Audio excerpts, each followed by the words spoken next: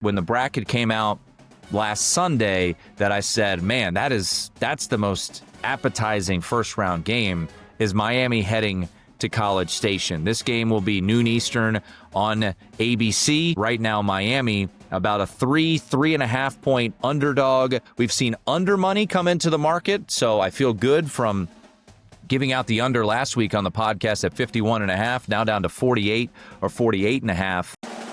This is VSiN's College Football Betting Podcast. Welcome in another edition of the VSiN College Football Betting Podcast. I'm your host, Tim Murray, joined, as always, on Thursdays by Matt Youmans. We will actually be joined by another handicapper later on in the podcast. Brad Powers will pop on to give us his thoughts on the college football playoff and some bowl games as well. But we keep rolling on Thursdays with Mr. Youmans, who got to cash a little Fernando Mendoza Heisman Trophy ticket. Do you want to sing Fernando by ABBA like Wes Reynolds did on Wednesday, Matt? I mean, I want to, but I have no singing talent, and I don't know the words, so that's a problem, Tim. So, no, I'm not going to be able to do that. And by the way, it was, Fernando Mendoza won that pretty comfortably. I was disappointed in one thing. I was disappointed in the way you reacted, Tim. You and Diego Pavia reacted at the club that night. I mean, I just bleep them voters, man. They screwed over Jeremiah Love, the most talented player in college football. Bleep them voters,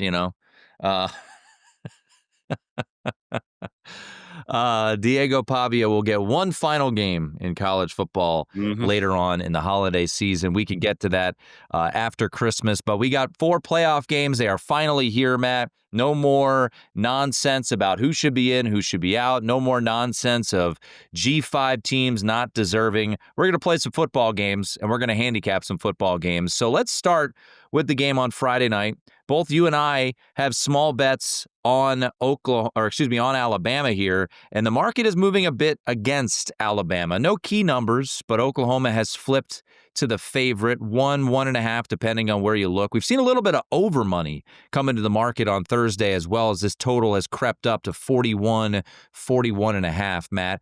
What's your take on this one, and are you still sticking with the Crimson Tide?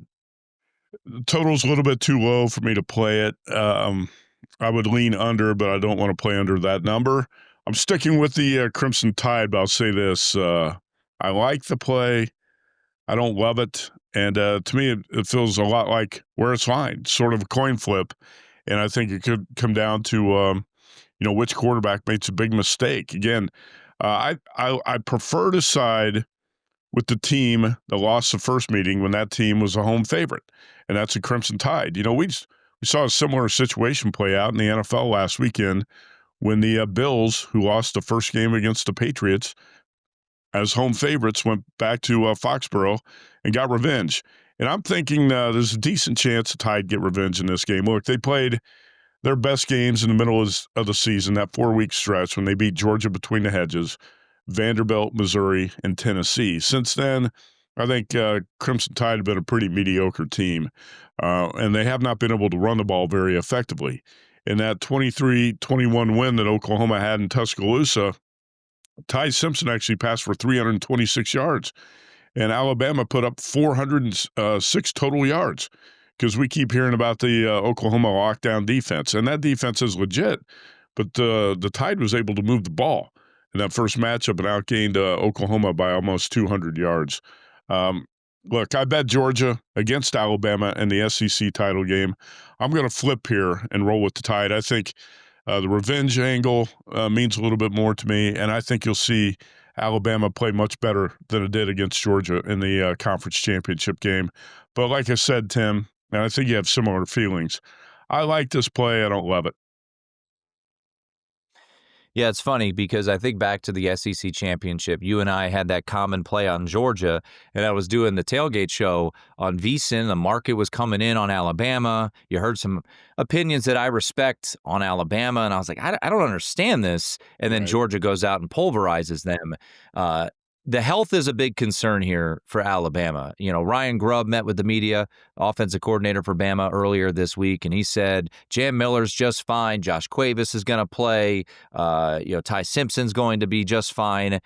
what is he supposed to say? Is he supposed to tip his hand and be like, oh, Ty Simpson, he's dealing with a lot right now. He's not going to play in this game. He's 50% at best. So, I don't know if you could take too much from what the offensive coordinator at Alabama is saying, but if they're healthy, I like Alabama. But if Ty Simpson's still dealing with some nagging injuries, if Jam Miller's not ultra productive, look, both of these offenses, you hit it right, have not played well down the stretch. Well, Oklahoma really hasn't played well all season, I would say, at least since John Mateer hurt his hand in the Auburn game. It's funny, you look back at some of the games that Oklahoma played in, Matt. They were outgained by Alabama by 194 yards, outgained by Tennessee by 105 yards, outgained by Ole Miss by 72 yards, held to under 300 yards of offense against Texas. Like, what are we going to get from this Oklahoma offense against Alabama, which is a good defense, I would say, probably a top 10 to 15 defense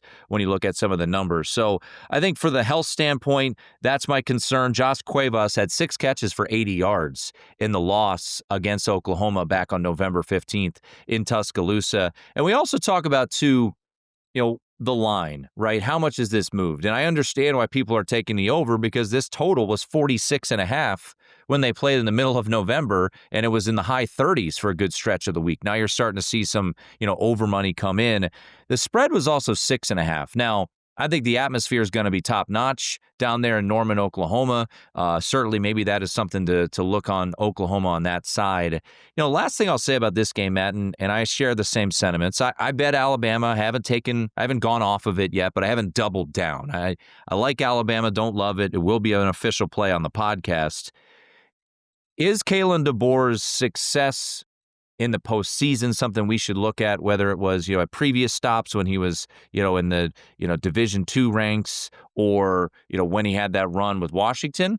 Or, Matt, Brent Venables is now 2-0 as a head coach against Kalen DeBoer, dominated them last year in Norman, that really the game that kept Oklahoma or Alabama out of the playoff, and then earlier this year. Is there something to be said about Brent Venables in the 2-game window, or 2-game limited sample, that he's had success against Kalen DeBoer?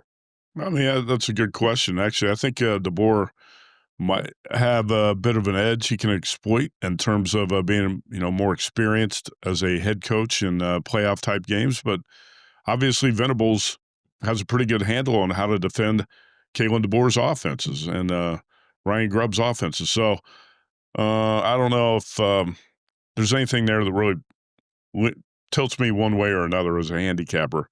I'll say that Venables lost his bowl game last year to Navy, and that was a pathetic performance by the Oklahoma defense, but that's a much different style Navy offense than what Oklahoma's going to be facing here, right? So I don't think any of that stuff really matters that much, but you could be right. The Venables has a pretty good read on how to defend this Alabama offense.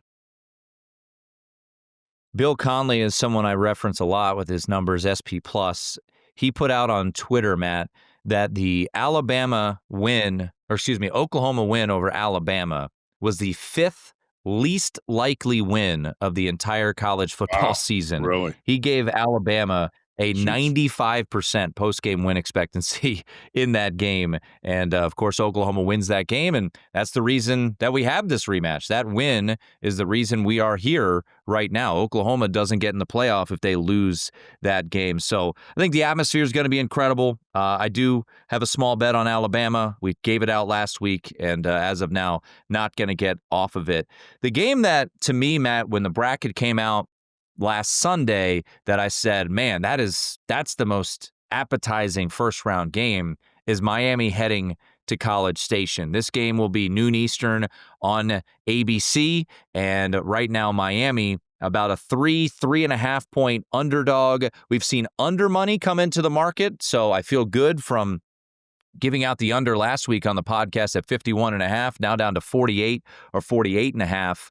What do you make of this spot? Is this a live dog in the Canes on the road at Kyle Field on Saturday?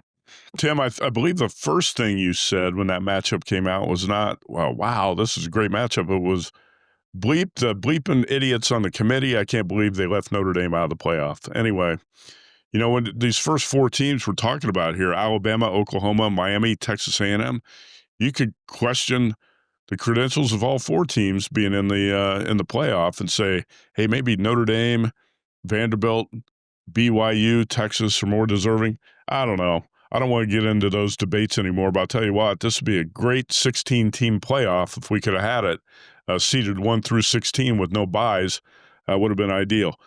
So if you look out at DraftKings, Caesars, Will Hill, BetMGM, a couple other spots, FanDuel, I'm seeing 3.5 on this game. You got a 3.5, you might have to pay 115, but I'm going to play Miami. And after reading a lot about this game and talking to a couple people, I've been pushed a little harder to the Hurricanes side. I was leaning that way. Now I'm going to take it. I'm taking Miami plus 3.5 here. And I felt like A&M's a bit of a fraud this season. I've been proven wrong in a couple of spots, Tim, especially in the Missouri game, if I remember correctly. But I did bet Texas against Texas A&M in the finale, and the Longhorns really did a great job of keeping Marcel Reese and that Aggies offense under wraps. And I think the Miami defense has got plenty of speed, they can contain the edges. They're not going to have a problem with mobile quarterbacks. I was impressed by the way the Hurricanes played against Pitt late in the season, not to sound like a doofus on the committee, but I thought the Hurricanes showed something actually in that road win. And yes, I'm concerned about Mario Cristobal making a game management blunder. But on the opposite side, I actually don't think Mike Elko is any sort of genius in that category. And am I concerned about Carson Beck making a big mistake to blow the game in the fourth quarter? Yes. But I think Miami defense is going to be the deciding factor in this game, and that defense's ability to control Marcel Reese and a mobile quarterback.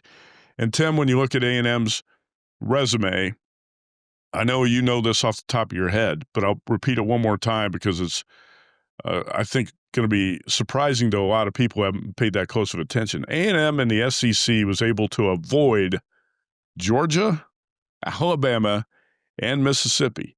The conference record of the SEC opponents that A&M beat this season, 12-43. All right, so I am going to get on Miami as a road dog here. And also I think it helps the Canes a little bit that this is an early kickoff and not a night game in College Station. Yeah, it is pretty wild when you look at it because you think back to last year and the discussion about Indiana. Now, the difference between Indiana's schedule and Texas A&M's schedule, A&M did go on the road and play Notre Dame, and they beat Notre Dame. Bit of a controversial finish, but still, they got the victory 41-40. Yeah, the lone team they played with an above 500 record in the SEC was Texas, and they lost that game in the regular season finale. No other team that you pointed out that they played had a winning record in conference play this year. So, certainly worth noting there in the win at Missouri. I think Bo Pribulik tried to come back, but he was not healthy in that game. Just from a health standpoint, Miami should be getting back Keontae Scott, a defensive back. I think that's going to be a nice addition. I love my position where I'm at from a number standpoint on the under. If you haven't played it yet, I talked about this with Wes. Maybe you look at a first half under with that early start, 11 a.m. local kick down there. Look, there's some badass playmakers in this game on both sides. When you look at defense, Matt, Cassius Howell, 11.5 sacks for Texas A&M. Reuben Bain Jr., maybe in the discussion for the number 1 overall pick. This is going to be the best offensive line he's gone up against all year. And I think, for Reuben Bain, if you're talking about number 1 overall pick and how that ultimately plays out or how high he'll be drafted, this could go a long way. If he has his way against this Texas A&M front, certainly could be impressive. Malachi Toney, such a special player for Miami. I wouldn't be surprised, Matt, if he throws the ball on Saturday, if they have a little bit of a gadget play down there. And then Casey Concepcion, great punt returner, special player out wide. I think it comes down to the quarterbacks, right? Who makes mistakes? You mentioned this about Oklahoma and Alabama, and maybe it's too simplistic, but if Carson Beck can avoid making mistakes and he can play like he played against Notre Dame in week 1 or Pittsburgh in the the regular season finale. I think Miami wins this game. I don't have a bet on this game from a side standpoint. Like I mentioned, do have an under look at 51.5 from last week. Numbers come down to 48.5. Probably would look maybe first half under as well at this point. Right now, looking at the market and where we're at from a first half number, this sits at 24.5, 24, somewhere in that ballpark. So I still would look a little bit towards the under in the first half, Matt, but no play on the side for me. But, let me ask you this regarding these two teams. If Miami wins, do they pose a big threat to Ohio State in the quarterfinals? Well, he certainly pose a threat. I don't know how big of a threat. Let's wait and see, how well the winner of this game plays. I mean, if Miami goes up there and wins by double digits, I'm going to say, yeah. Because, Tim, it's almost like an NCAA tournament situation or a conference tournament situation, sorry. The conference tournaments. Remember when we talked about this a lot during March when a team gets a win in the conference tournament and then advances to face a team that had to bye. And you feel like the team that got the win it's got some momentum, right? They're on a roll. They got some confidence. And the team that's just been sitting around waiting to play, it might be at a disadvantage. And we saw that play out last year with Ohio State and Oregon, where the Ducks had to bye. Ohio State gets a first-round win, looks great doing so, right after the loss to Michigan, blows out Tennessee, then goes to face an Oregon team that had to bye, and the Buckeyes blow out the Ducks, just embarrassed them in the first half of that game. So sometimes I think the bye can be a bit of a disadvantage as far as that goes. Now it's shoes on the other foot. The Buckeyes are sitting around waiting for the winner of this game. So, yeah, I'm going to say the winner of this game is going to be a pretty big threat to the Buckeyes. All right, Matt. The first of the two games involving a group of five team is at 3:30. This game will be on TNT. We've got Ole Miss taking on Tulane, the winner of the American. These two teams played back on September 20th. The point spread closed Mississippi, Ole Miss -12, and they won the game 45-10. They outgained Tulane 548 to 282. Market has been kind of hanging out at 17.5, Matt, on this game. The big storyline is the obvious one. Lane Kiffin, he became the first coach to leave a playoff team in the midst of the playoff. It only took 2 years, and we got it. So no Lane Kiffin. The rest of the staff remains intact. Charlie Weiss Jr., the offensive coordinator, is back to help out for the playoff run. Pete Golding, the D coordinator, got promoted to the head coaching position. Also worth noting, John Summerall, he is leaving as well. He's the Florida coach, but he is remaining to coach this playoff game. Can you make a case for the dog in this one, Matt, with Tulane catching 17 or 17.5? I can always make a case for the dog, but I'm not going to try to here. Tim, in that first meeting, you probably remember a little bit better what happened. Jake Retzlaff either got knocked out of that game with an injury or he got benched, right? What was the scenario in that first game? He was 5 of 17 in the game right. Yeah, 5 of 17 for 56 yards in it. Yeah, I couldn't recall if he got injured during the game or he got benched because he's playing poorly, but the numbers were pretty bad in that game. Here's why I'm not going to bet this one. If I did, I would probably lay the points with the Rebels. I think you're going to get a team playing with great energy and focus because they're going to want to show the world that, hey, we don't need Lane Kiffin. We can win without this guy. The coaches and the players all got something to prove here. So I lean Ole Miss if you're going to play it. But I'm also going to be looking to bet against Ole Miss in the next game against Georgia. So that's what I'm looking for here. Matt, I did a radio spot earlier today with my buddy Scott Jackson down in Norfolk, and I said, I hope that Ole Miss wins 59-0.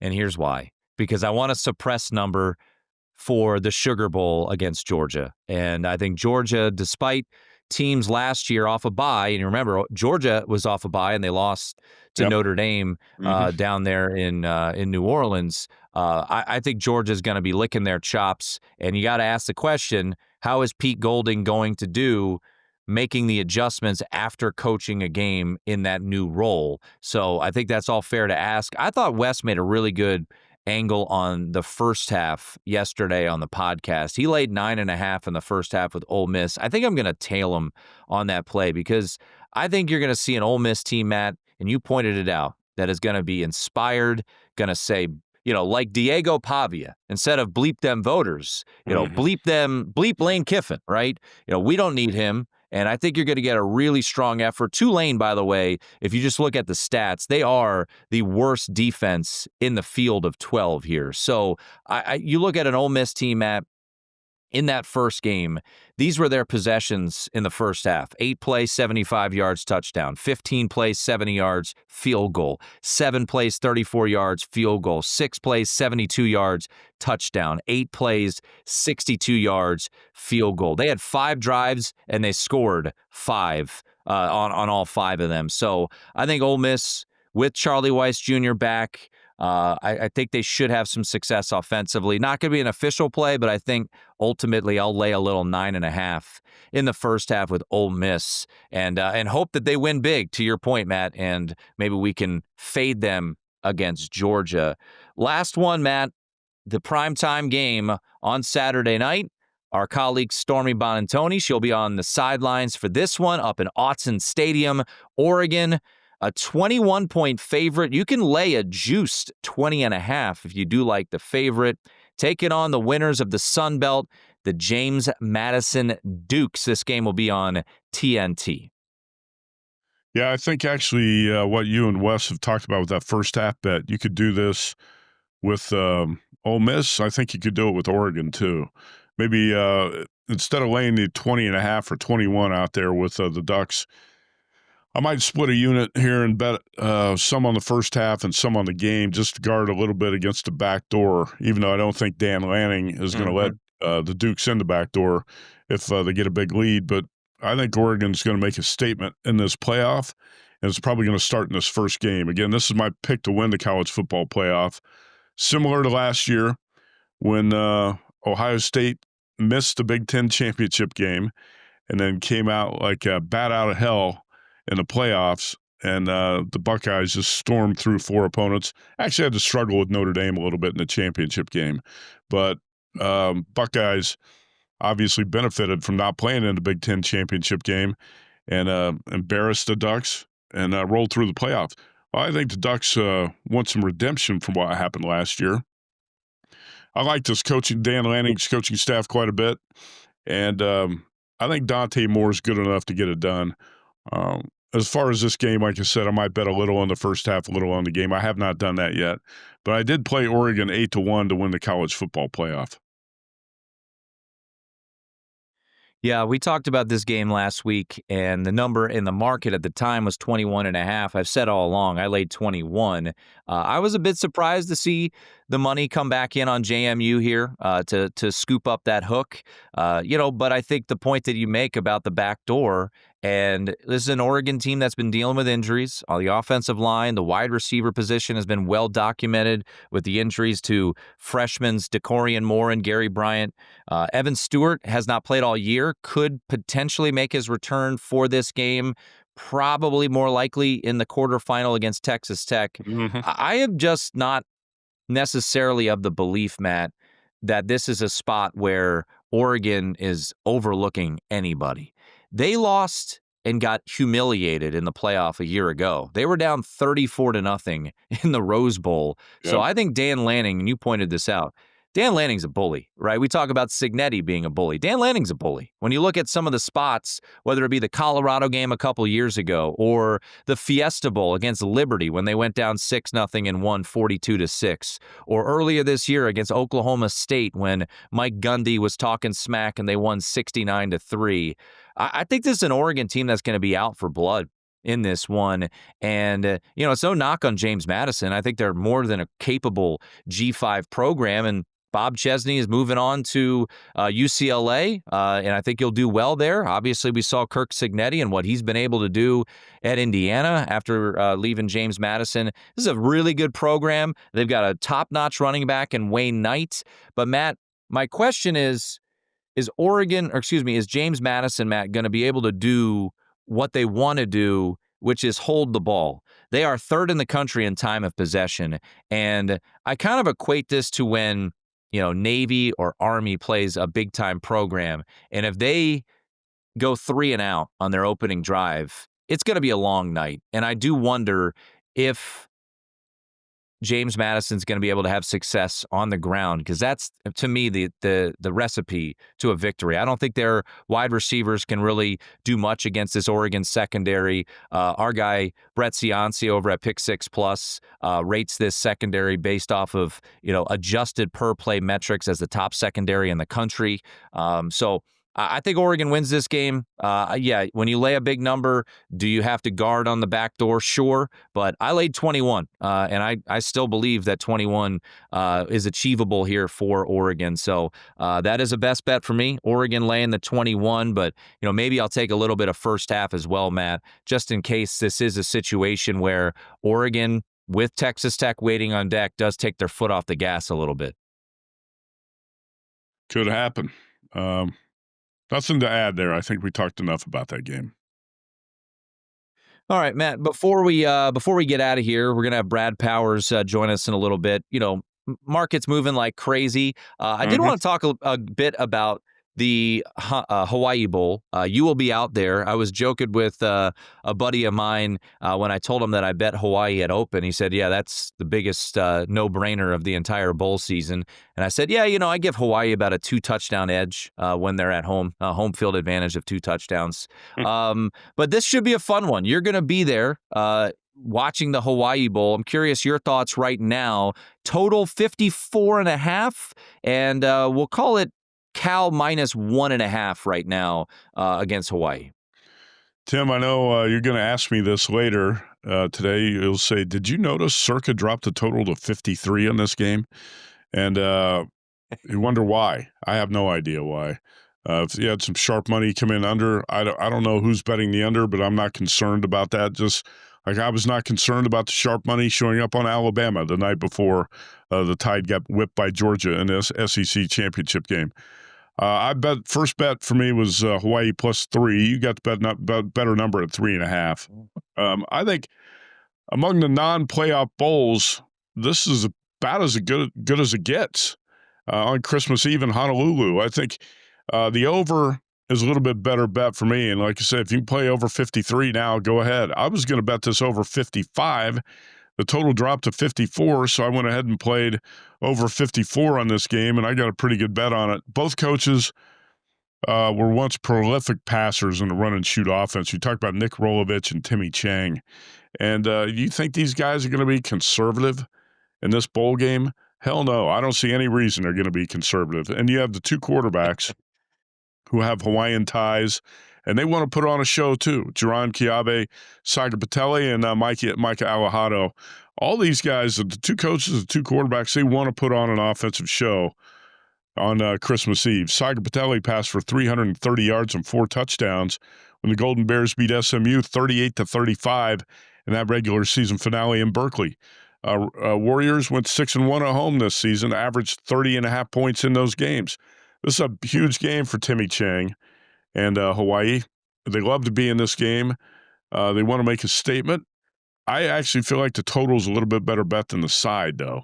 And Hawaii's had Hawaii's going to be missing a couple of key players. I don't think that's a big deal. But, Tim, it feels like the side's a little bit more of a coin flip. I feel like the better bet here is on this game being the shootout that's going to fly over the total, because both coaches and both quarterbacks, like I said, want to put on a show. So, I'm saying over 54 is my better bet here. Yeah, when you look at some of the records, and I rattled them off to Timmy Chang when he joined the podcast last week, whether it be his numbers or Colt Brennan's numbers. Colt Brennan threw for over 500 yards in a Hawaii Bowl. Or, you just look at some of the numbers that were out there. It's outrageous. So, I think this game has the likelihood of being a shootout, knowing the ties that Nick Rolovich has. Nick Rolovich, by the way, the last game he coached as the head coach of the Hawaii Rainbow Warriors was a 38-34 win over BYU in the Hawaii Bowl back in 2019. So this is going to be a fun one. Timmy Chang, tremendous at home, 26-1 ATS since taking over at his alma mater as the head coach there. I'm excited for this one, and it's not just because we started the year, Matt, out on the island, but just a reminder, our friends over at Nahoku, Hawaii's finest jewelers, have been the sponsor of the Hawaii game each and every year here on the podcast, and as the holiday season arrives, Nahoku invites you to share the spirit of aloha with gifts that sparkle with meaning. For nearly 100 years, Nahoku has crafted an incomparable collection of Hawaiian and island lifestyle jewelry inspired by the beauty, culture, and traditions of the islands. Nahoku designs are timeless, making them perfect for the holidays, from treasured keepsakes to meaningful milestones to gifts that capture the warmth and wonder of the season. With more than 30 locations across Hawaii and the mainland, you could see their entire collection at nahoku.com. Finding a piece of paradise has never been easier. NAHOKU.com. Mahalo to our friend Steve Bookatz and Nahoku for helping listeners celebrate the holidays with beauty, artistry, and the enduring spirit of aloha. Matt, I do have one more bet, and we've talked about it a little bit. And, it's funny, Adam and I talked about the Old Dominion game, Old Dominion Bowl game against South Florida. Not going to be, I guess, technically official best bet winner, but we both gave out Old Dominion on the podcast. We felt like the motivation was going to be there. A game that we've discussed a little bit, and I'm curious to get your thoughts before we wrap up here, is the New Mexico Bowl on December 27th. This is San Diego State versus North Texas, and North Texas has a quarterback by the name of Drew Mestemaker. He is expected to go into the portal, according to multiple media reports. Not a surprise there. The question is he going to play? We don't know yet. Some reports say he is. Some reports say he's in the portal. He's not going to play. Where's he going to go? Is he going to follow his former coach to Oklahoma State? San Diego State right now, still a 3.5-point dog at FanDuel. I bet 3.5, Matt. I took a little money line as well on San Diego State. San Diego State is losing their defensive coordinator to Nebraska, but this is a team that you've witnessed in person multiple times this year. They can be quite stingy defensively. However, when they punched up in class against Hawaii, from a passing standpoint, they got lit up out on the island in the rain on that late Saturday night. So what do you make of this spot here? You've seen San Diego State in person multiple times. How do they fare against North Texas, a North Texas team that doesn't have their coach anymore, and their stud quarterback could be hitting the portal, and we don't know about Caleb Hawkins, a couple of their wide receivers as well. So I'm betting on North Texas not being full strength when this game arrives on December 27th. Yeah, I have not bet this yet. I've obviously considered playing San Diego State here, suspecting that Drew Mestemaker is not going to be on the field for this bowl game. With all the money that's up for grabs for quarterbacks in the portal, I can't imagine he would risk injury playing in this game. So I would bet that he's not going to be there. So I've thought about taking the 3.5 of the Aztecs. Haven't done it yet. San Diego State's weakness is definitely pass defense. They could shut down the run. The Aztecs can, but we saw Hawaii pick them apart with the pass. I think North Texas could probably do the same. That said, Mean Green's going to have probably a skeleton crew out there for this game, and Aztecs probably be playing to win. So I did not make this a best bet on the podcast because I have not bet it yet, but certainly a site I'm looking at. And Tim, I assume with Drew Mestemaker announces that he's not going to play in this game, this is going to go to a pick'em, or San Diego State's going to be a slight favorite, right? Yeah, I mean, and look, that's the bowl. That's betting bowl season. You're trying to beat the market on a move, and some reports out there said Mestemaker's not going to make his decision until after the bowl game. Okay, and maybe he plays for North Texas. Then we've got 3.5 in our back pocket with a. Right. I don't know. I don't know why he would play, but it's certainly a possibility. The opt-outs are plenty across the board. USC's got a bunch of opt-outs. Mekhi Lemon, he's declared for the NFL draft. Jacoby Lane, I believe, is opted out of that game. Yep. A bunch of their safeties as well. Missouri will be without their starting quarterback, Bo Pribula. He is headed in the portal again. So the Gator Bowl there on the 27th. Before we give a best bet recap, Matt, is there any other bowl game? We'll dive into them a little bit more extensively next week, but any other bowl game later on in the bowl season jumping out to you just from either an entertainment or a betting standpoint? Well, I'll just talk about them from a betting standpoint because you hit on two of them there. I'm thinking about playing San Diego State. I'm thinking about playing TCU because I think all the opt-outs with USC is really going to strip down that offense. And you wonder if Lincoln Riley is going to put Jaden Mayaba out there, for all 4 quarters and risk injury in a game where he's got a bunch of guys sitting out. So we don't know yet how many guys are going to be out for USC, but it's pretty significant. And you got to think that's going to impact the team's mentality going into a bowl that's played in Texas and is going to mean more to TCU, I would think. And TCU is going to have majority of the fans there. It's going to be a bigger deal for TCU. So I'm certainly thinking about playing that one. I'm also thinking about playing Iowa in the under in the game against Diego Pavia in Vandy. And I think this Iowa defense is going to shut down little Diego and make it a tough day for him. I lean to the under a little bit. Hey, look, if Iowa can shut down or really control the Oregon offense and make it ugly, why can't Iowa do the same thing to Vandy? We saw Missouri do that to Vandy in the game in Nashville. I'm leaning under in that game and leaning Iowa Hawkeyes, but those are games on my radar right now I have not bet yet. We'll revisit those games when we reconvene after Christmas and talk about the quarterfinals, which all should be phenomenal based off of the way the bracket is lining up. Hey, before we get to our best bet recap, Matt, just a reminder, our friends over at Rainbow Authentics have been a sponsor all season long. We're a big reason we were out in Hawaii. And when we were out in Hawaii, Matt, we witnessed the start of the Tokyo Toe just incredible season. Kansei Matsuzawa, the consensus All-American, first one in school history. He was a Lou Groza Award finalist, and he's taking his precision and power to the closet with the Tokyo Toe apparel. Bold design, premium comfort, and 100% fan energy. Whether you're tailgating or tuned in, represent greatness. Visit tokyotoe.com. That's tokyotoe.com and wear what winners wear. Matt, maybe we'll get you a Tokyo Toe shirt when you head out to the Hawaii Bowl in a couple weeks. Let's put it this way. Actually, the Hawaii Bowl will be next week, but next week. I'll tell you, if he hits the game-winning field goal and Hawaii covers and this game goes over, okay, I'll take a Tokyo Toe shirt. Hell of a season by him. Great story, too. One of the best stories in college football. All right, before we get out of here, Matt, let's hit a best bet recap. Best bets recap. All right, Matt, lead us off. Couple of plays for you this weekend. All right, let's see, 47, 34, and 3 on the season. Hopefully got a few winners here. Going Alabama, pick 'em. And we talked about this on the podcast last week. So Alabama pick.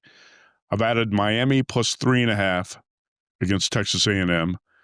Cal, Hawaii over the total of 54, and Oregon 8-1 to win the college football playoffs. Those are the 4 plays I got now. Obviously, we'll have some more when we do the podcast next week. Tim, with Christmas being on a Thursday, when are we going to do the podcast next week? On a Friday?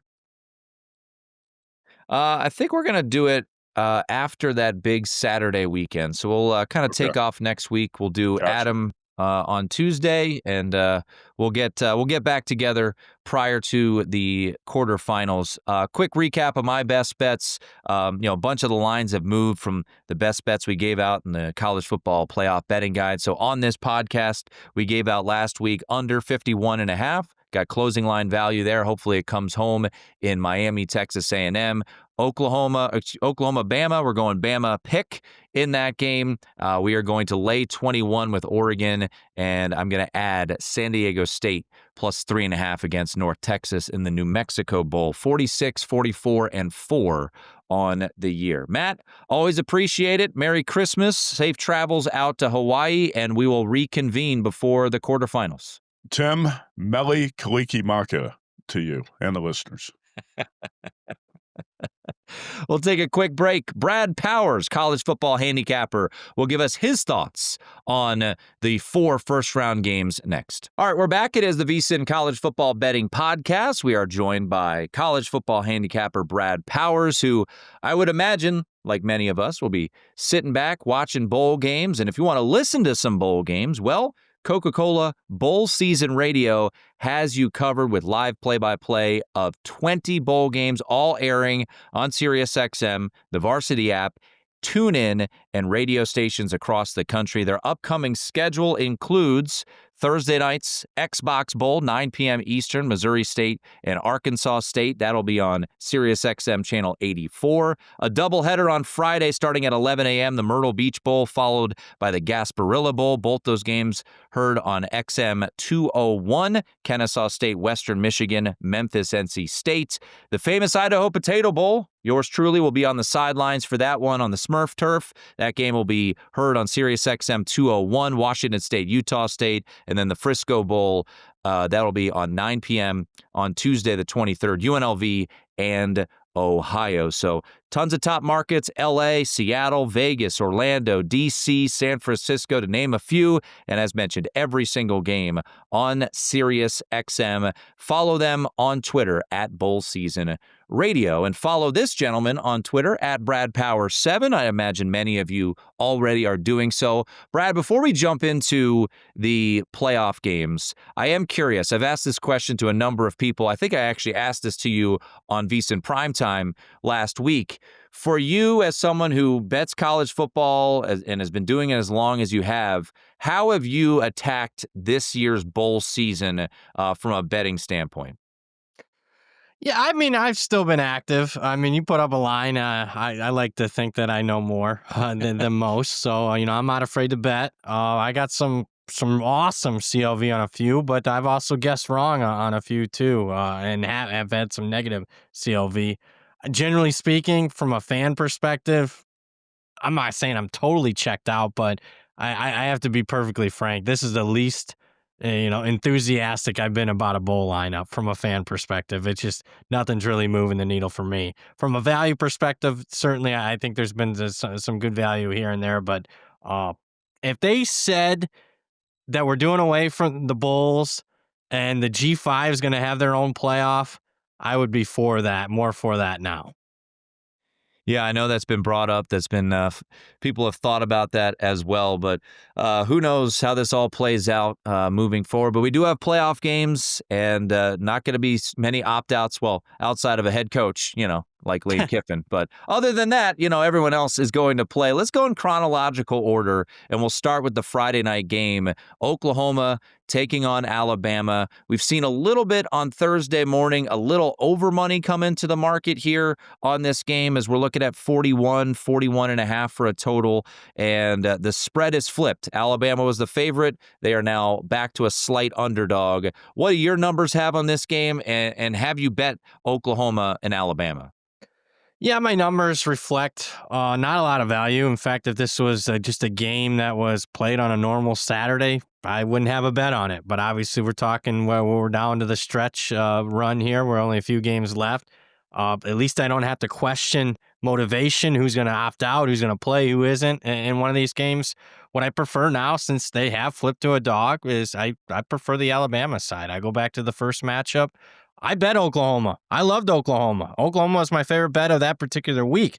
With that being said, I don't even think, Oklahoma won the game outright, but I think Alabama not only should have won, they should have covered the game, outgained, Oklahoma by nearly 200 yards. I think the adjusted scoring margin on that one was close to like 12 points. I don't need to tell you this, but I think the post-game win expectancy was Alabama 95%. And had they won that game, you and I would be much more happier individuals right now. Yeah.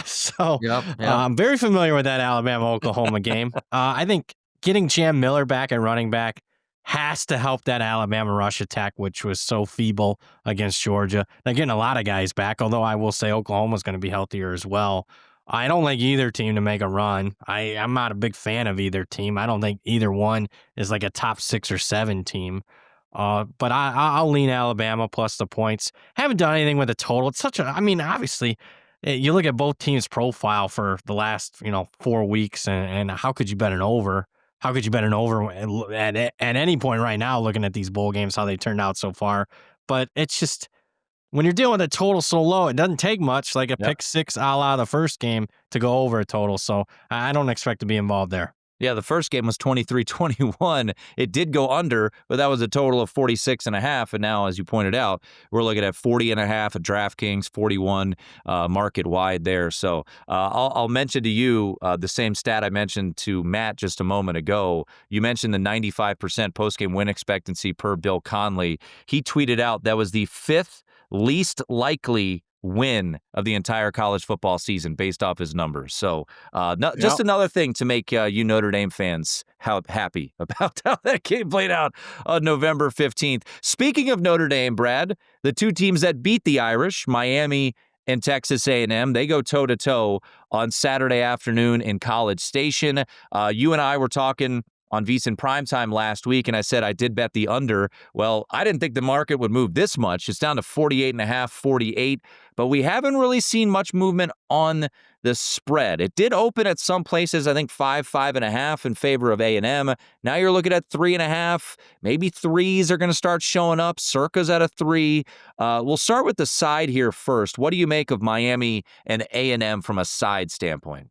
Haven't bet the side yet. I guess I could understand a little bit of the Miami money. With that being said, though, I'm kind of waiting patiently for threes to become more widely available.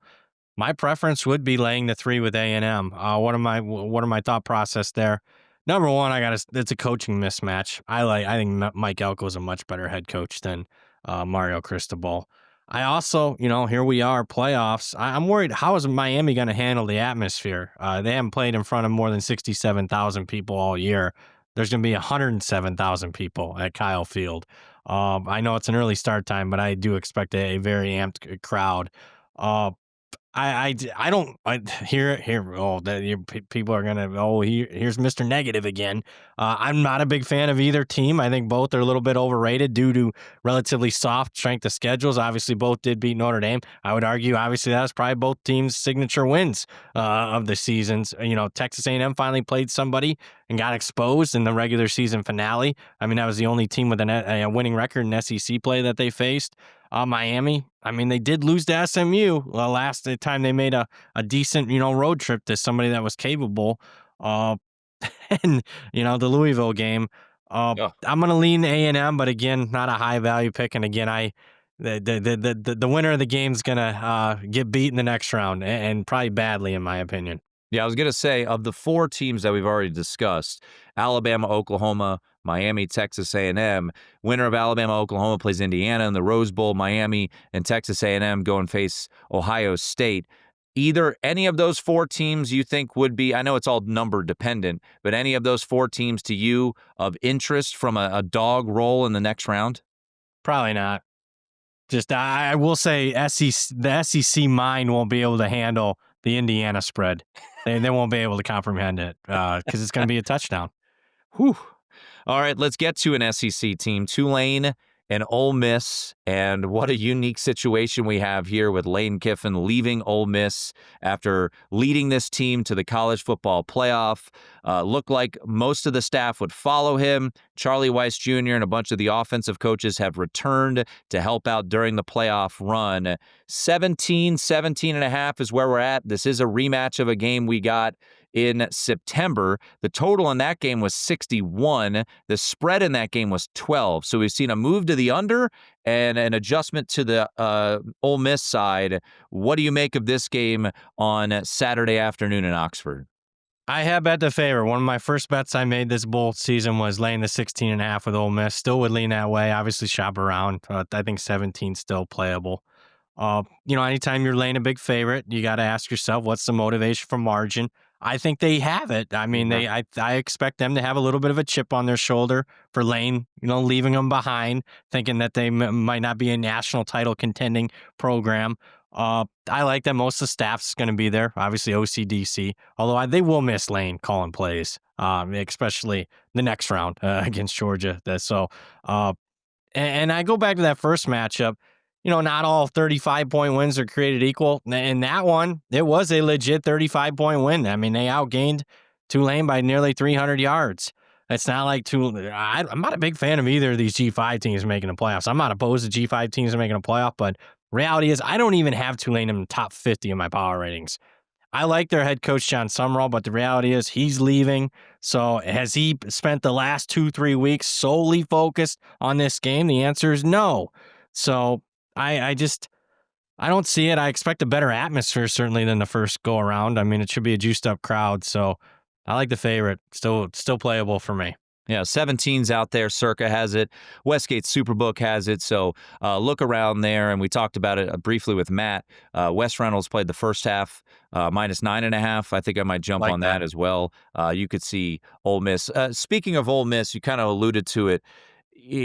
I was talking to a mutual friend of ours, and both him and I were joking, we could get Ole Miss to blow out Tulane can maybe be nice. What do you expect from a point spread, and would you be looking to back Georgia in that quarterfinal, knowing that, this is a situation that this Ole Miss staff has not really been in before, where you're going to have to make those adjustments after one game into another? Anything under a touchdown, I'll be looking to back Georgia, and I think we'll probably get it. I think Georgia was, only favored by 7 or so, 8 at home against Ole Miss the first go around. So, something to look. There's some look ahead stuff out there at a few books. I think we're gonna get a advantageous number. I'll just put it that way. That's what I'm kind of waiting for. All right, lastly, let's go to Autzen Stadium Saturday night. We got Oregon and JMU. This number got up to 21.5. I was happy. I'm like, all right, going to get CLV. Then it came back down. I'm like, man, I guess, what am I missing here? The number still sits at 21. I get it. You have the potential of a backdoor if you take the favorite here. Is Oregon going to be motivated for margin? You just mentioned that with Ole Miss. What do your numbers pop out for Oregon and James Madison on Saturday? We have seen some under money hit the market as this total is down to 47.5. No, my best bet, if you need one, would be Oregon. There's a variety of ways I'm going to attack this. I already attacked it. I laid, one of the first bets I made was Oregon -20.5. 21, in my opinion, still playable. Oregon first half is worthy of a bet, and I think Oregon team total over is worth the bet, even with that under money coming in. Give me over 34.5. Are you kidding me? I even find maybe some 33.5 out there. I like that. Keep in mind, Oregon, coming off, in my opinion, their 2 biggest wins of the season, beating SC and Washington. And the fact that they did it without arguably their top 3 wide receivers, I think is a good sign for them making a deep playoff run. And I'm expecting it here for Oregon. So we'll see if Evan Stewart plays, but he hasn't played it all year. He was practicing last we checked. More importantly, DeCorian Moore and Gary Bryan Jr. were practicing, and I expect to play. So I think that'll be an extra, push for that Oregon offense to maybe get some margin here. We got a JMU team that, nice story, but probably not worthy of being in the playoffs as far as I'm concerned. Love their coach, but again, they've only faced one team in the top 50 in my power ratings. It was Louisville, a team not even in my top 25. They lost by 14. They did play tough in that game, but this is Autzen. They haven't played in front of more than 27,000 people. And now you're going to Autzen Stadium at night. Come on, get out of here. So the atmosphere, crowd, environment would probably be too much for them to handle. And we got another coach here that, is leaving. Has he been 100% focused on this game? No, he's, coach at UCLA. So I like Oregon quite a bit.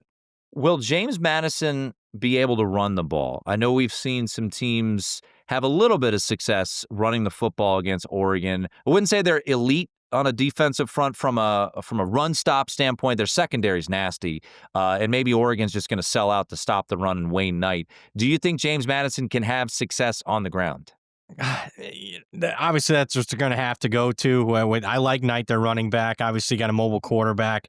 But like you alluded to, if I'm Oregon, I got to feel comfortable that my corners can lock them down one-on-one, stack the line of scrimmage, and if Barnett beats him over the top a couple times, and so be it. I don't think he's capable of doing it, though. So, but, I probably their best play will be a quarterback scramble. Last I checked, they got some pretty good edge guys. They can probably keep them contained. I'm expecting a full blowout, and I expect guys like you and me to be like really on Twitter on Saturday night being, why did we just witness? Why was it Notre Dame, Texas, BYU, Vanderbilt? Why weren't those teams playing instead of these two G5 teams? Yeah, I don't want to. I've got friends who went to. It's a lovely place, James Madison. I visited there. I love it there. I just don't want to see them playing for the national championship at the expense of legit teams.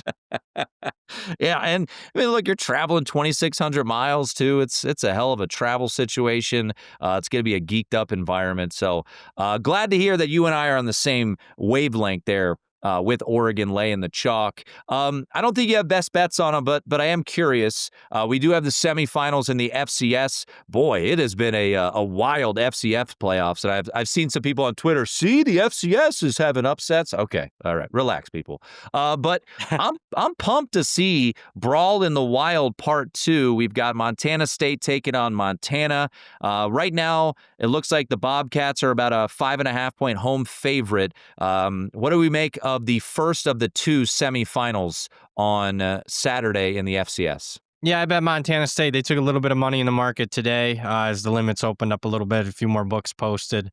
I bet them in the first go-around a few weeks ago. I mean, that was like one of my favorite plays of the week. Laid 2.5. Thought 3 was still playable. They ended up winning by 3. Thought they were legit better. Probably should even won by a little bit more than that.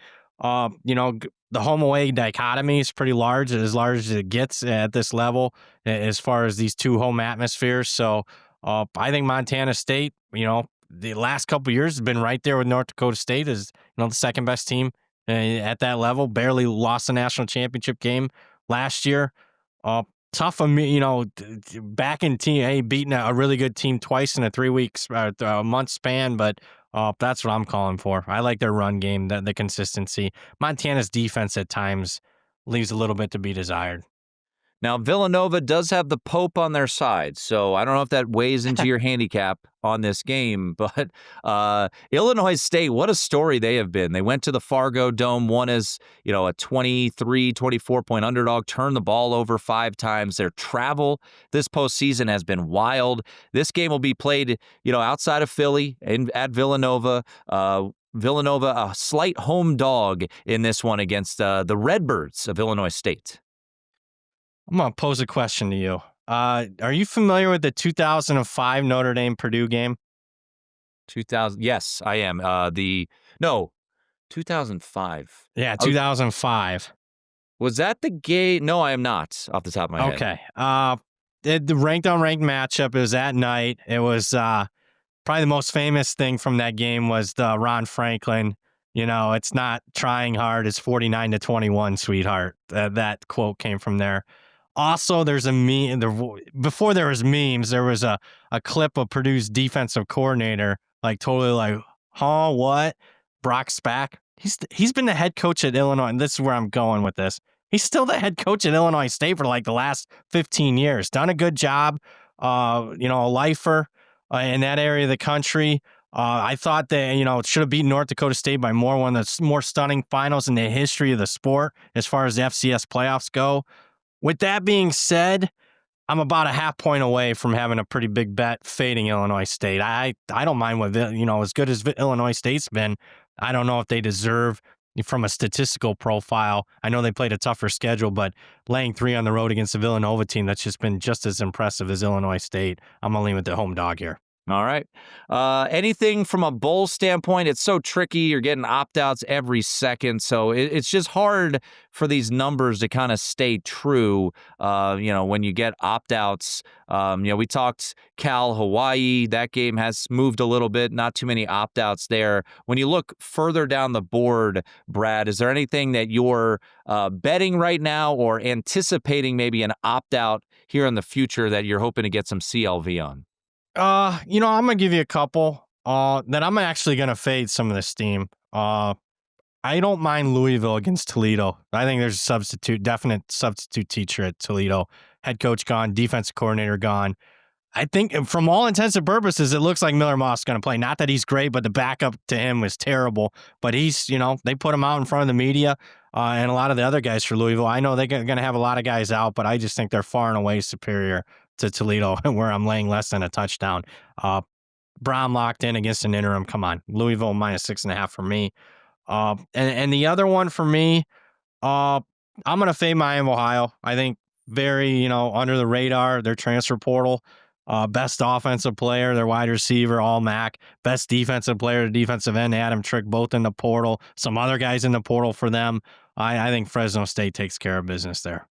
I will be on the sidelines for the Snoop Dogg Arizona Bowl on Bowl Season Radio. So hopefully it's not too much of a blowout for that game. Miami did play in that bowl game, too, a year ago. So that's always kind of impressive. I know they whooped up on Colorado State, but a very veteran team a year ago, and not the case this year. And the bizarre situation of DeQuan Finn leaving the team as well. Brad, always appreciate your time, man. And follow Brad on Twitter at BradPower7. Enjoy the bowl season and best of luck with your bets. Thanks for having me. There he is, Brad Powers. That's going to do it for this episode of the VSiN College Football Betting Podcast. Thanks to Wyatt, thanks to Ryan Hunter, and thanks to Matt Youmans. I'm Tim Murray. This has been the VSiN College Football Betting Podcast.